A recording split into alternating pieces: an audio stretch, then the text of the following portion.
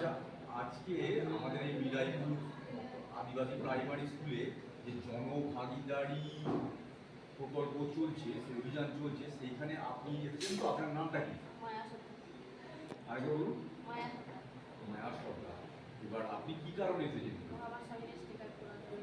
আপনার স্বামীর ST card করার জন্য। তো এখানে মানে কি জন্য, মানে কাগজ ফর্ম কি জমা দেবেন না কি লাগবে জানতে? কি কি লাগবে সেটা জানতে চাই। আচ্ছা, আমাদের এখানে যে এই টেবিলের অ্যাসিস্ট্যান্ট রয়েছে, এ আপনাকে সব তথ্য দিয়েছে, জানিয়েছে কি কি লাগবে, সব বলেছে? আচ্ছা, তুমি আমাকে বলে দেয়নি তো? বলুন তাহলে, আমি এই যে বলে দেবো কি লাগবে। আচ্ছা, আমি বলেছি কি কি লাগবে। আপনার সামনে হচ্ছে ভোটার কার্ড, আধার কার্ড, রেশন কার্ড, আর যদি স্কুল সার্টিফিকেট, স্কুল সার্টিফিকেট, ঠিক আছে। আর আপনার মেয়ের 3টে ডকুমেন্টস লাগবে। একটা হচ্ছে এসটি কার্ড, আর হচ্ছে যদি ভোটার কার্ড থেকে ভোটার কার্ড, আধার কার্ড বা স্কুল সার্টিফিকেট। হয়নি? স্কুল সার্টিফিকেট আছে তো?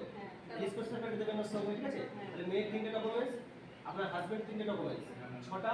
আর হচ্ছে পাড়াগুলো সাক্ষী লাগবে। তাহলে আধার কার্ড আর ভোটার ছবি একটা বস্তায় করবেন,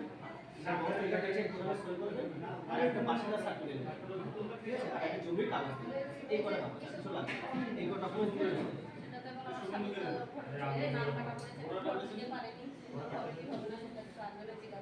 এখন আপনাদের ভোটার কার্ডের নামটা তুলতে হবে। নামটা তোলার পর তারপরে আপনাকে এই ফর্মগুলো জমা দিতে হবে।